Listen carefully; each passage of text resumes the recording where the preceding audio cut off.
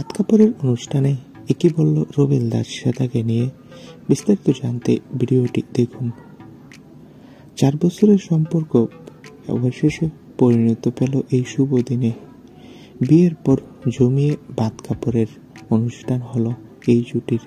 পাশাপাশি বিয়ের wedding photoshoot ইতোমধ্যে ঝড় তুলেছে সোশ্যাল মিডিয়ায়। বিয়ের পর ভাত কাপড়ের অনুষ্ঠানে প্রতিশ্রুতিবদ্ধ রুবেল দাস। রুবেল দাস বলেন, আমার অ্যাডজাস্টমেন্টের কোনো দরকারই নেই। আমার আর শ্বেতার পারস্পরিক বোঝাপড়া আমাদের সম্পর্ককে আরও উন্নত করবে, মজবুত করবে, যেটা অন্য সম্পর্ক থেকে আলাদা। তো বন্ধুরা, রুবেল দাস ভাত কাপড়ের অনুষ্ঠানে শ্বেতার দায়িত্ব নিয়ে এবার সব নিজের হাতেই তুলে নিল। এ বিষয়ে তোমাদের মন্তব্যটা কি?